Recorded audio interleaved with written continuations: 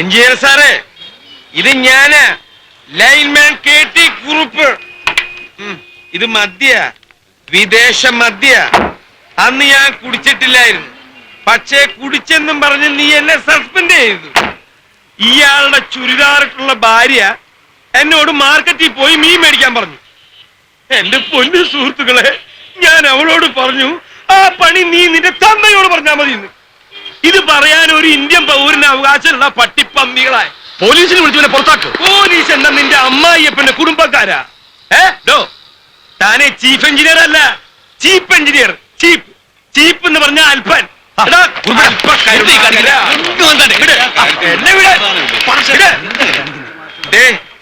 ആ പോയവനുണ്ടല്ലോ, അവന്റെ അന്ത്യണ്ടല്ലോ. ഇവിടെ നോക്ക്, ഇവിടെ നോക്ക്, മരണായിരിക്കും. ദാക്ഷായണി ബിസ്ക്കറ്റ് കമ്പനിയുടെ ഓണർ സേതുമാധവൻ ഇന്നും വന്നിട്ടുണ്ട് സാർ. വരാൻ പറയും. ഓ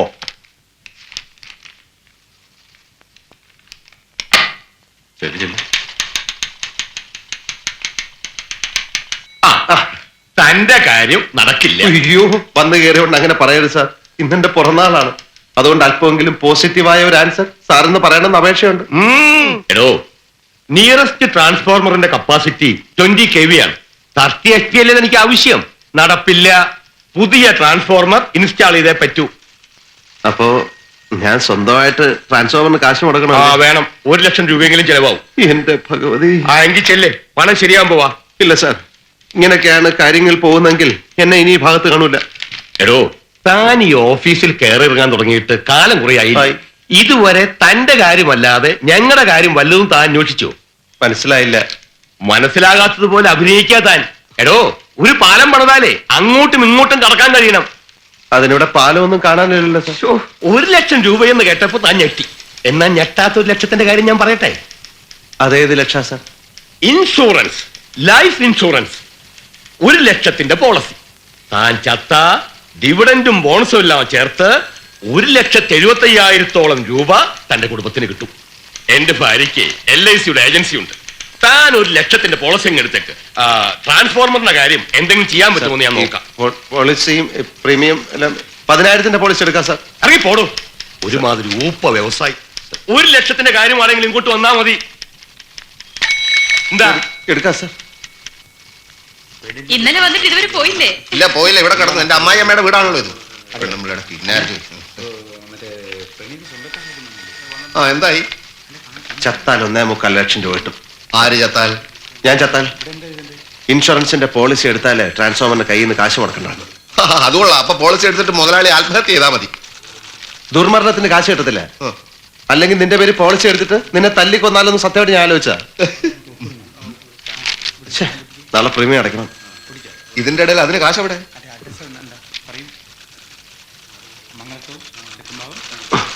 നീ ഇതുകൊണ്ട് പണയം വെച്ചിട്ട് കിട്ടുന്ന എന്താന്ന് വെച്ചാൽ വാങ്ങിച്ചോണ്ട് വാ. എവിടെയെങ്കിലും കാണും.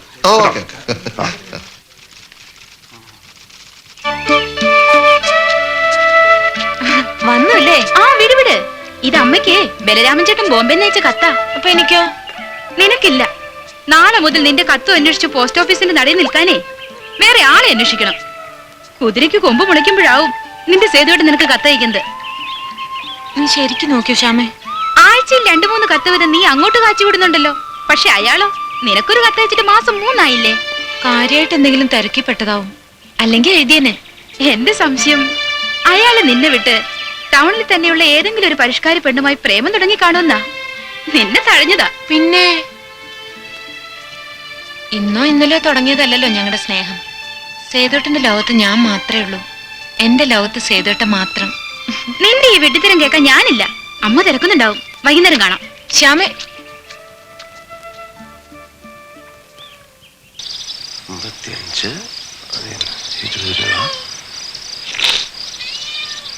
എന്തായടാ അതിന്റെ കാര്യങ്ങളൊക്കെ? കരികാലം തീരുന്നതിന് മുമ്പെങ്കിലും നിന്റെ ബിസ്ക്കറ്റ് കമ്പനി തുടങ്ങുമോ? ഒന്നും വിചാരിച്ച സ്പീഡിൽ നടക്കുന്നില്ല അച്ഛാ.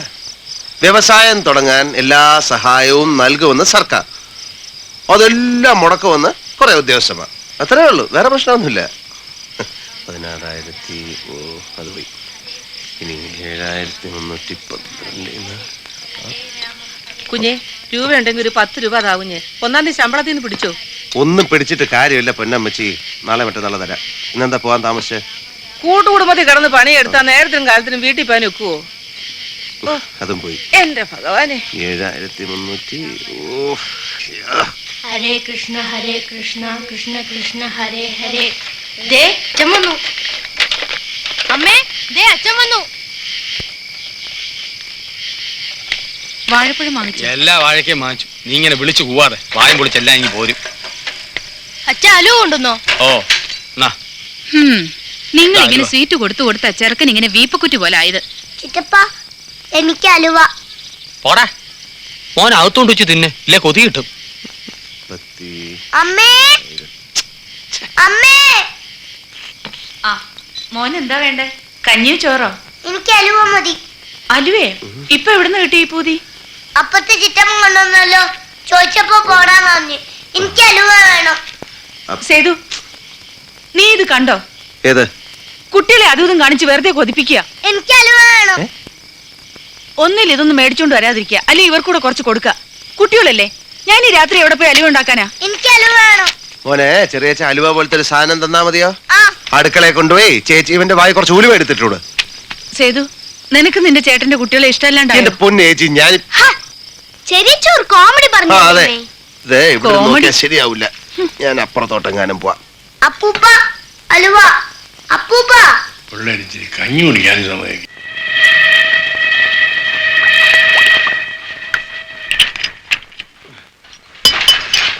എന്താടി ഇവിടെ വെട്ടോ വെളിച്ചൊന്നുമില്ലേ? എല്ലാവരും ചത്ത. തണ്ണിവണ്ടി എത്തിയോ? തണ്ണിവണ്ടി നിന്റെ തന്ത. എന്റെ പിള്ളേരെ എവിടെ? ഉറങ്ങിയ? വയറ് നിറച്ച അലുവ കഴിച്ച ക്ഷീണം കൊണ്ടേ കുട്ടികൾ ഉറങ്ങിപ്പോയി. നീ എന്താണ് അവിടെ ഇവിടെയും തൊടാതെ സംസാരിക്കണേ? നീയും കണ്ടുപിടിച്ചോണ്ടാ? അവിടെ എവിടെയും തൊടാണ്ട് നിൽക്കുന്ന നിങ്ങളാ. എങ്ങനെ പറയാതിരിക്കും? കുട്ടികൾ ഒരു രേഷൻ അലുവ ചോദിച്ചെന്നും പറഞ്ഞ് നിങ്ങളുടെ അളിയനും പെങ്ങളും ഇനി പറയാൻ ബാക്കിയൊന്നുമില്ല. എന്തു പറഞ്ഞു? ചെന്ന് ചോദിച്ചു നോക്ക്. അലുവ വെച്ച് കളിക്കണേ. എടാ പമ്മി. ചേട്ടാ, ഇന്നാ, ഇരിക്കട്ടെ. എന്താ ഇത്? ഇങ്ങോട്ട് മാറ്. മാറ്. നിന്നെ കയ്യില് കുറച്ച് കാശുണ്ടെന്ന് വെച്ചിട്ട്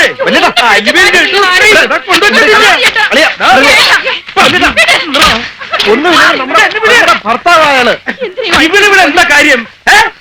പെങ്ങളെ കെട്ടിയിട്ടുണ്ടെങ്കിലേ സ്വന്തം വീട്ടിൽ പോയി താമസിക്കുക. അലുവും ലഡുവൊക്കെ മക്കളുടെ മുമ്പിൽ വെച്ചിട്ടല്ല തിന്നേണ്ടത്. ഞാൻ പോവാണ്, നീ വിട്. കൊല്ലും ഞാൻ പെരയടക്കം ചെയ്തേക്കും ഞാൻ. പമ്മി അളിയ ഒരു വണ്ടി ഇവിടെ വന്നേ.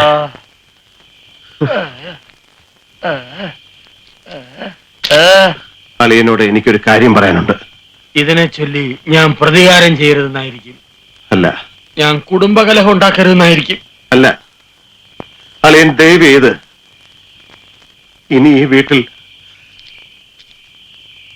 അൽവ വാങ്ങിച്ചോട്ട് വരരുത്.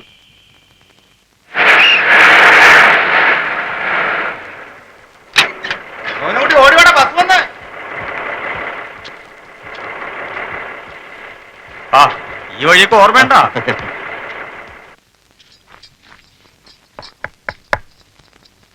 ആരോ വാതിലിൽ തട്ടുന്നു, ചെന്ന് നോക്കി. ചേച്ചി പോയേ, എനിക്ക് അടുപ്പിൽ തീ കൂട്ടണം. എന്റെ കൈ കണ്ടില്ലേ നീ? ചെന്ന് നോക്കടി.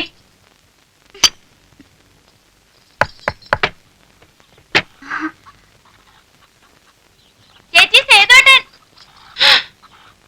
എന്റെ ഈശ്വരാ.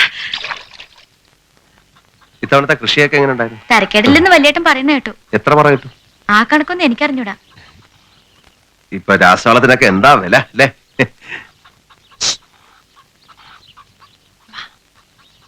ഏട്ടനും എടുത്തി മോനെയും കൊണ്ട് സ്കൂളിൽ പോയിരിക്കാം. ഇന്ന് പേരൻസ് ഡേയാ. അത് ശരി, കഷ്ടമായിപ്പോയല്ലേ. ഇവിടുത്തെ സിന്ധി പശുവിന് ഇപ്പൊ എത്ര ലിറ്റർ പാല് കിട്ടും? അത് ചത്തിട്ട് 1 വർഷം കഴിഞ്ഞല്ലോ. ഓ, 1 വർഷം മുമ്പ് പശു ചത്തുപോയല്ലേ? ഡി, നീ ചെന്ന് ചായക്ക് ഇത്തിരി വെള്ളം വെച്ചേ. വേണ്ട, ചായ വേണ്ട. വേണം, ചായ വേണം. ചെല്ലേ.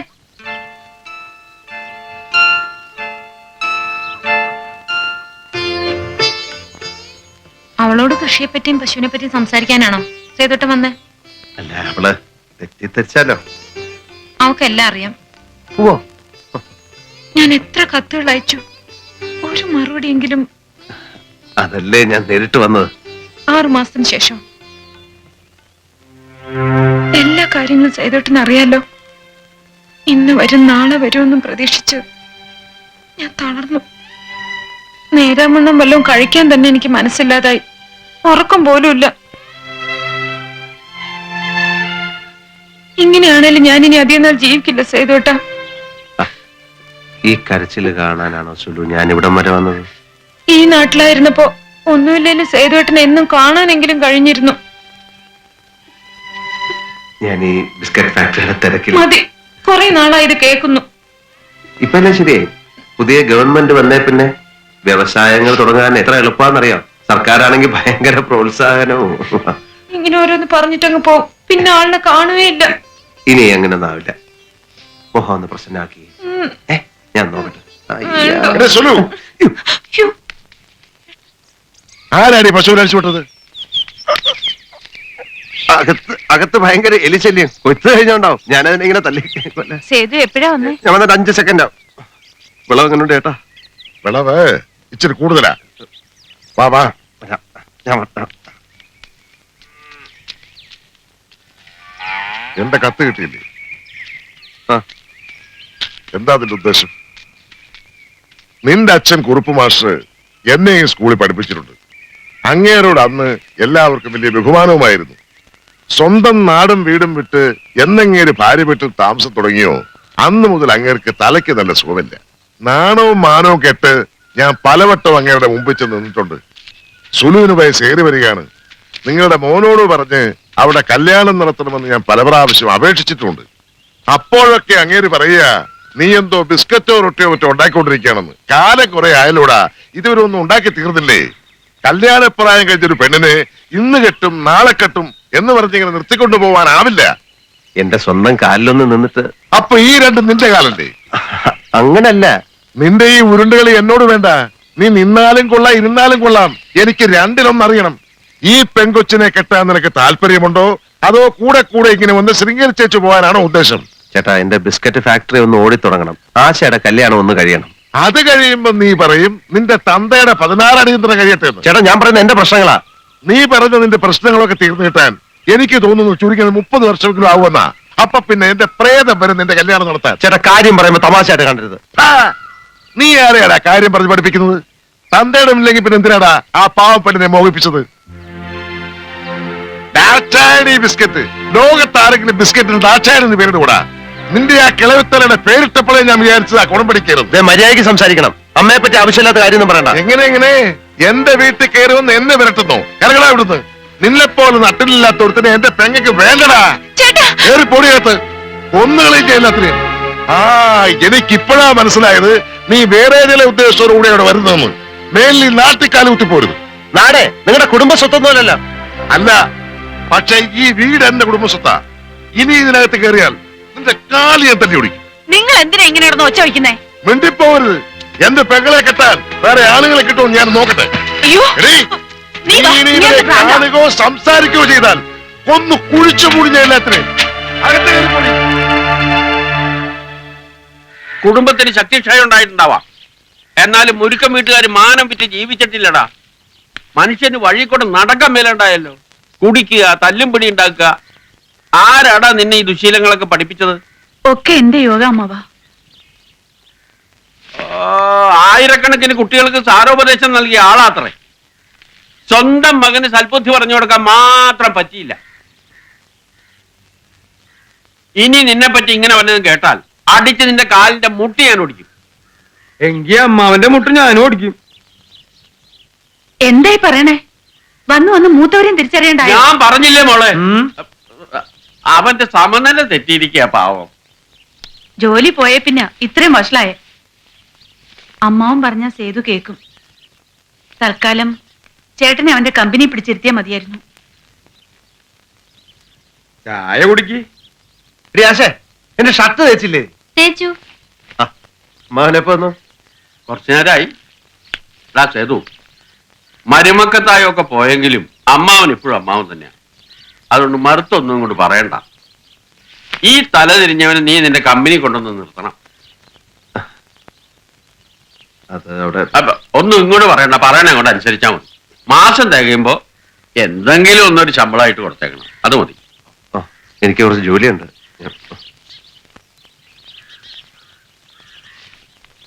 നോക്കിയും കണ്ട് നിന്നാൽ നിനക്ക് കൊള്ളാം.